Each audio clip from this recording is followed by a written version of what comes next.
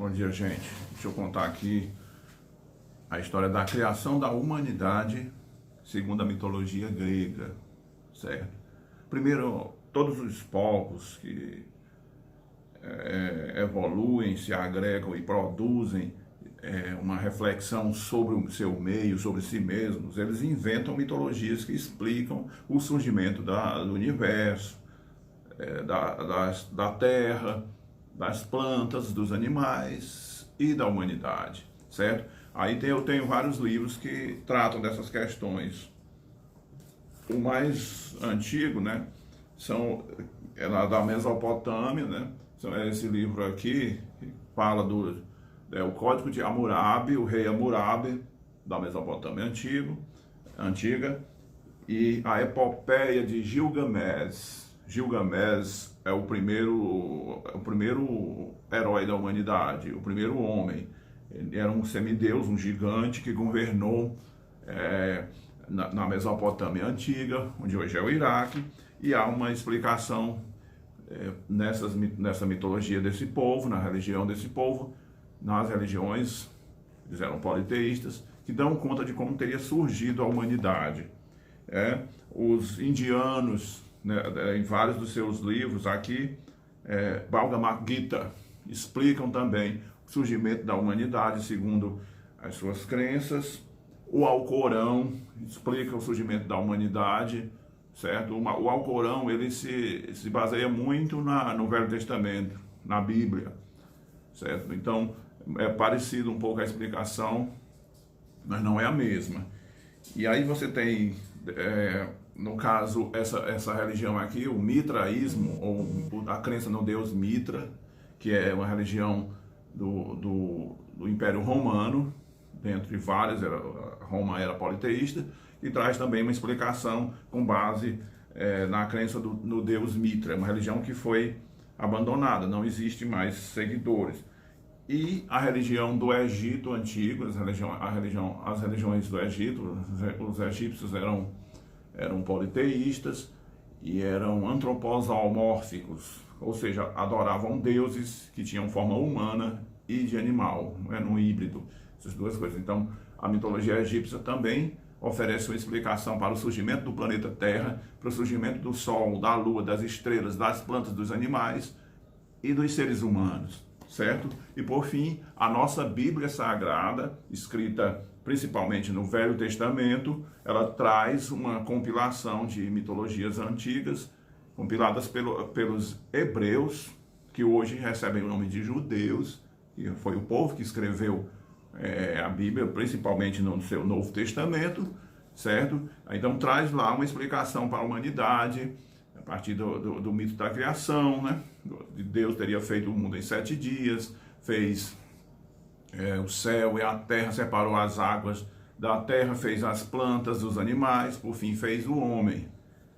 E depois, percebendo a melancolia que havia no coração deste homem, fez a mulher, que seria Eva, né? Então o mito de Adão e Eva é a criação da humanidade.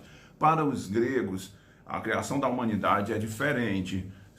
Quem criou a humanidade, segundo a mitologia grega, né? Primeiro, antes disso, os deuses primordiais da mitologia grega eram os titãs, certo? Eram deuses iniciais que criaram o mundo, criaram o planeta Terra, criaram os animais, mas não criaram os seres humanos. Então, numa guerra entre os titãs e os filhos desses titãs, os deuses olimpianos, ou olímpicos, encabeçados por Zeus, né? Os olimpianos venceram os titãs e baniram os titãs para o inferno, para o Tártaro, o submundo. E um dos titãs, que é o Prometeu, certo? O titã Prometeu ajudou os deuses olimpianos contra os titãs. Apesar de ser um titã, ele ajudou os olimpianos, certo? Então, Deus Prometeu, ele na sua melancolia, ele vagando pela orbe da terra, andando pela floresta, ele era um gigante, certo? Aí ele, melancólico, ele resolveu pegar o barro e fez um boneco de barro. Ele amassou o boneco, fez um boneco de barro, de argila, ok? Aí fazendo, tem até uma ilustração aqui da Super que mostra isso. Deixa eu mostrar aqui para vocês, a revista Super Interessante. Está na internet, você pode pesquisar, certo? Aqui a gente tem o Titã Prometeu fazendo o primeiro homem a partir do barro. Prometeu fez a humanidade, segundo essa mitologia, certo? Acompanha o raciocínio para você ver como é curioso a criação da raça humana. Então, ele fez vários homens de barro, vários homens, não fez nenhuma mulher, fez só homens, certo? A cultura antiga, eu acho que todos esses povos antigos, todos os povos primitivos, os povos, mesmo os índios e tal, os povos tribais, os povos antigos, eles são povos que prevalece muito o machismo, a cultura masculina, a cultura viril do guerreiro, certo? E certa misoginia, a mulher subjugada pela força bruta do guerreiro, né, do dominador, certo? Então, assim, não só na Bíblia, mas no Alcorão, no Bhagavad Gita, em todas as grandes mitologias, todas as grandes compilações que explicam o surgimento da humanidade, a mulher tem um papel secundário, porque era nessas sociedades guerreiras do mundo antigo, o papel que cabia à mulher, o papel de subjugada, dominada pela força viril do guerreiro, do macho, do dominador, do predador, certo? É a civilização, são as regras, são as leis que vão amansando o macho guerreiro, tornando a sociedade mais branda, mais civilizada, mais contida, e a mulher vai conquistando o seu espaço e sendo tratada de forma mais cortês. Quanto mais primitiva é a sociedade, mais precária e dramática e subjugada é a condição feminina, certo? Porque é a civilização no seu nascimento. Então, voltando à questão do Prometeu, ele fez a humanidade, né, e resolveu dar vida àqueles bonecos de barro, certo? Numa metáfora, né, ele deu vida à humanidade, ele fez os homens, só os homens, não fez uma mulher, certo? E aí Zeus ficou indignado, porque aquela criatura, embora se parecesse com um deus, porque tinha a aparência de Deus, né, feita à imagem e semelhança dos deuses da Grécia, certo? Ela era inteligente como os deuses, mas morria. Ela era mortal, ela era frágil, ela era vulnerável, ela envelhecia, ela adoecia, ela morria, certo? Aí então Zeus, precavido, vendo o potencial de um concorrente na humanidade, proibiu os deuses, e principalmente o criador da humanidade, que era Prometeu, de dar aos seres humanos o fogo. A humanidade não pode ter o fogo, porque o fogo libertaria os seres humanos das trevas, né? O fogo é o princípio fundamental da criação da inteligência, do desenvolvimento da cultura. Com o fogo se pode derreter os metais da natureza e transformar esses metais em espadas, em lanças, em escudos, em armaduras, em navios, enfim, chega e desenvolveu o progresso humano, e a humanidade não iria mais carecer da ajuda dos deuses, certo? Então, Prometeu, na calada da noite, roubou o fogo dos deuses olimpianos e presenteou aos seres humanos. De posse do fogo, do poder do fogo, foi possível aos seres humanos desenvolver a metalurgia, desenvolver a exploração dos metais, fazer armas, fazer casas, fazer carroças, fazer cidades, desenvolver a agricultura, a pecuária, dominar os animais, dominar a natureza. Foi possível, a partir do domínio do fogo, os seres humanos dominarem a natureza e evoluírem e se equipararem aos deuses. Aí Zeus ficou indignado com o gigante, com o deus Prometeu, certo?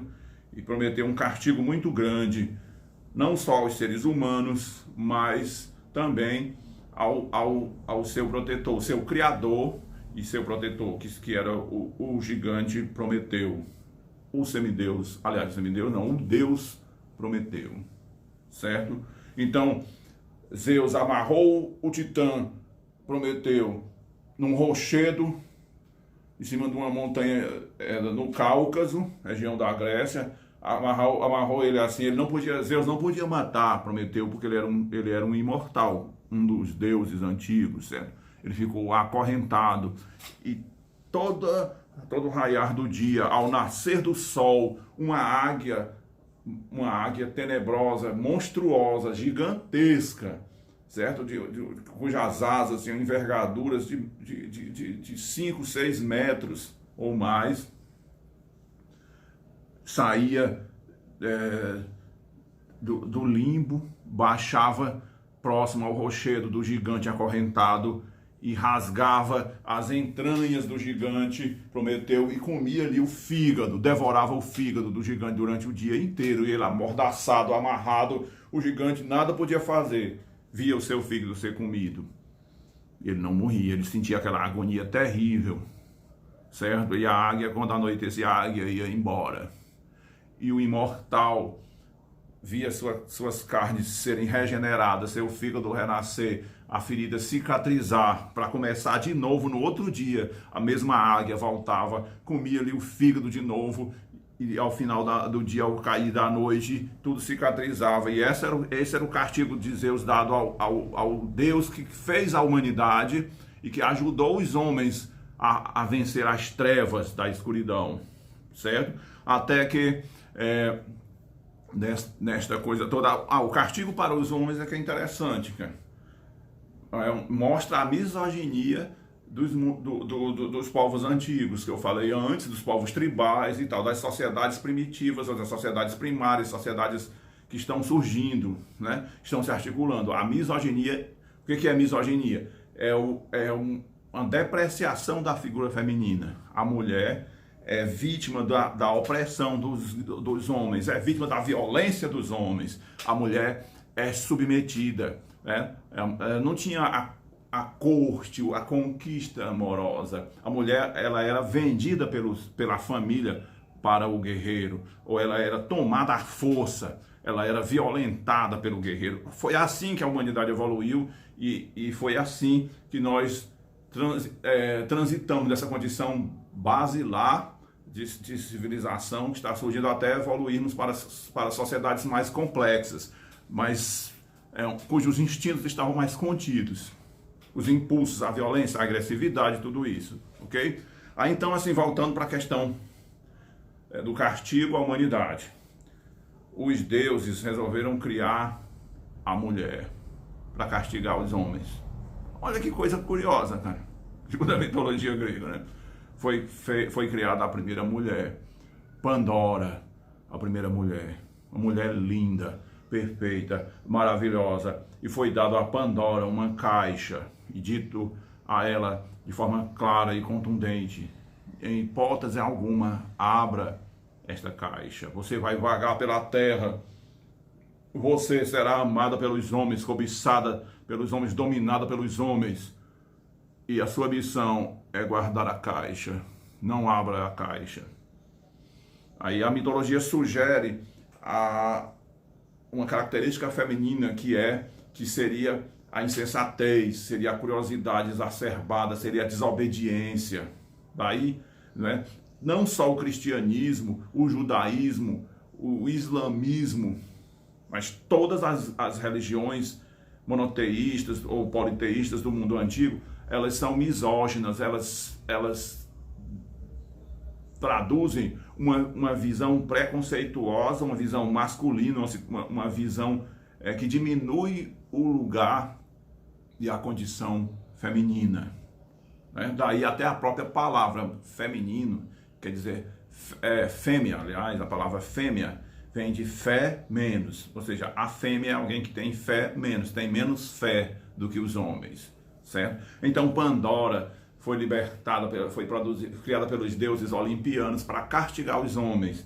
Pandora, ao se ver com a caixa, dentro da caixa tinha os segredos da humanidade, tinha todas as doenças, tinha a morte, tinha a praga, tinha a dor, o sofrimento, a angústia, a tristeza, a avareza, os vícios e defeitos possíveis, todas as mazelas que podem acometer a humanidade. Aí Pandora abriu a caixa. Quando ela abriu a caixa, todas essas mazelas se libertaram, certo? E ela fechou, deixando presa somente uma coisa na caixa de Pandora: a esperança. Pandora fechou a esperança. Aí, nesse meio tempo, né, os Zeus aplainou sua ira, ele abrandou seu coração e resolveu perdoar o gigante Prometeu, o criador da humanidade, criador dos homens, certo? Interessante, Prometeu criou os homens, mas não criou as mulheres. Foram os deuses olimpianos que criaram a mulher para castigar os homens, certo? As mulheres são ciumentas, seriam as mulheres que iriam ter uma postura de questionar os maridos, essas coisas todas. Isso é da misoginia que eu estava falando antes, né? Certo? Aí então, nessa mitologia, o semideus Hércules, deixa eu pegar essa parte aqui que eu achei muito boa, isso aqui.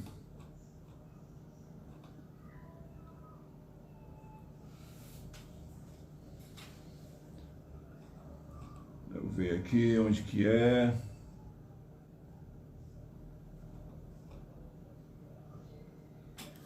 Ok, não é? Zeus incumbiu seu filho, Hércules.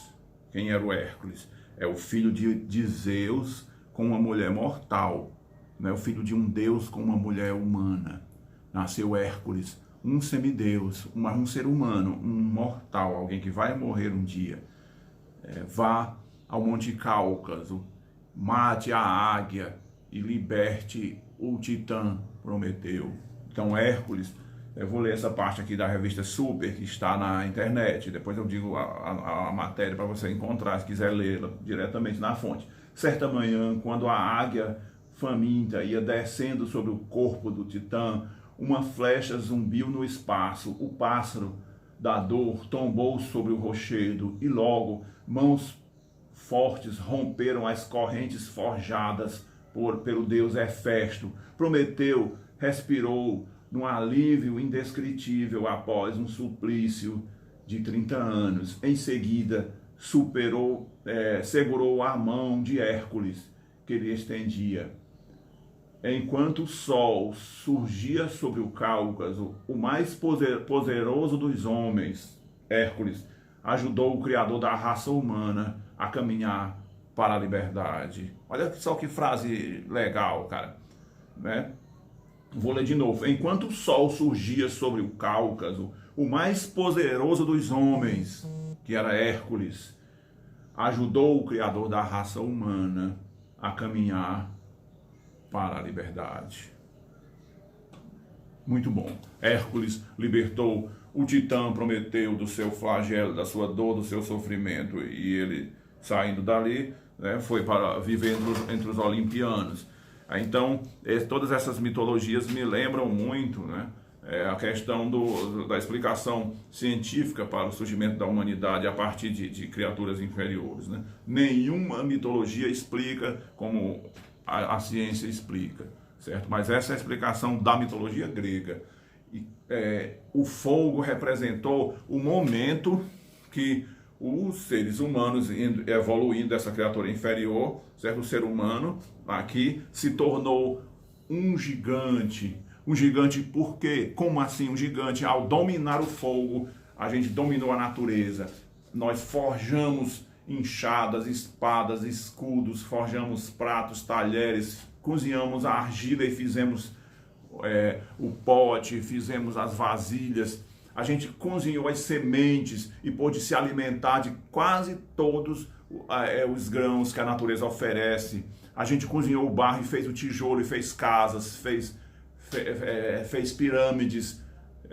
Nós criamos castelos, a gente criou os igurates, a gente, a partir da argila, inventamos a escrita, a gente inventou os exércitos organizados, e aí numa espiral ascendente e crescente, a humanidade evoluiu e passou a dominar o planeta. Esta é a metáfora da mitologia grega, da criação do ser humano, certo? A humanidade evoluiu por estes caminhos.